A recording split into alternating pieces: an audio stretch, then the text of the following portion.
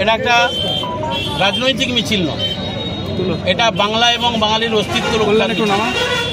যেমন করে স্বাধীনতা সংগ্রামীরা বাংলা ভারতবর্ষের সাধারণ মানুষের অস্তিত্ব রক্ষার জন্য স্বাধীনতার দাবিতে লড়াই করেছিল, ঠিক আজকে আমার মনে হচ্ছে এতদিন রাজনীতি করে আজকে এটা দ্বিতীয় স্বাধীনতা সংগ্রামের লড়াই মমতা বন্দ্যোপাধ্যায় বাংলা থেকে ডাক দিয়েছে। কারণ যে বাংলা সমস্ত প্রকল্পগুলোতে এগিয়ে আছে, যে বাংলা হাতে মারার চেষ্টা করেছে কেন্দ্রীয় সরকার, 100 দিনের কাজের টাকা বন্ধ করে দিয়েছে সুপ্রিম কোর্টের নির্দেশের পরেও, যে বাংলাকে 100 দিনের কাজে অন্তর্ভুক্ত করা হচ্ছে না জোর করে তানাশাহিতে, যে বাংলার আবাসনের টাকা বন্ধ, রাস্তার টাকা বন্ধ, সমস্তভাবে নিপীড়ন করা হচ্ছে, তাতেও যখন মমতা বন্দ্যোপাধ্যায় বাংলাকে জব্দ করতে পারছে না, বাংলা এগোচ্ছে, সমস্ত প্রকল্পে বাংলা প্রথম হয়ে আছে, প্রায় 10টা প্রকল্পে বাংলা ভারতবর্ষে প্রথম।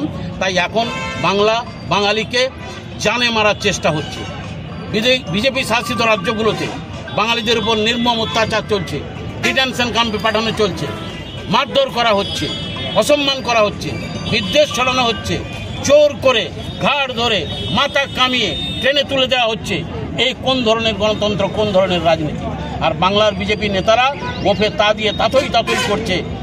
ভারতবর্ষের বিজেপি নেতারা বাঙালিকে অসম্মান করছে, তাই কাউকে না কাউকে তার বিরুদ্ধে আন্দোলনে নামতে হয়। মমতা বন্দ্যোপাধ্যায় এই আন্দোলন ডাক দিয়েছে।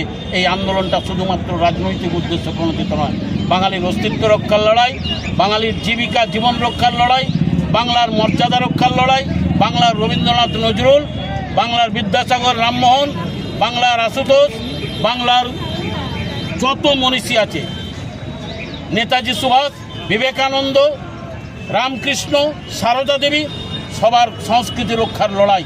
তাই এই লড়াইয়ে বাঙালি চুপ করে বসে থাকতে পারে না। এই লড়াইয়ে আমরা আজকে অবতীর্ণ হয়েছি দিদির নির্দেশে, মমতাদির নির্দেশে।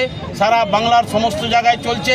একটু আগে আমি আমার পিংলা বিধানসভার খড়গপুর 2 নম্বর ব্লকের মাতপুরে একটা মিছিল করে এসেছি। এখন ঘাটালে করলাম, অনেক জায়গাতে চলবে। এই মিছিল কন্টিনিউ চলবে আমাদের সমস্ত দিন ধরে। সেই দলের নির্দেশ আছে, দিদির নির্দেশ আছে। আমরা তাই এই মিছিলটা এখন আমরা জেলা মিটিংয়ে বসে সিদ্ধান্ত নেব, আবার কোন ব্লকে কবে এই মিছিল আমরা সংগঠিত করব। কিন্তু একটা কথা জানিয়ে দেওয়া ভালো, স্বাধীনতা সংগ্রামীরা যেমন করে শেষ লড়াইটা লড়ে ব্রিটিশকে তাড়িয়ে ছেড়েছিল, আজকে মমতা বন্দ্যোপাধ্যায়ের নির্দেশে, মমতা বন্দ্যোপাধ্যায়ের নেতৃত্বে, অভিষেক বন্দ্যোপাধ্যায়ের সাথে থেকে আমরা এই বাঙালির স্বার্থে, বাংলা ভাষীর প্রতি অত্যাচারের প্রতিবাদে এই লড়াইটা শেষ পর্যন্ত নিয়ে যাব। বাংলাকে বাঁচানোর শপথ আমরা সবাই নিয়েছি এবং বিজেপিকে আমরা উৎখাত করে ছাড়ব।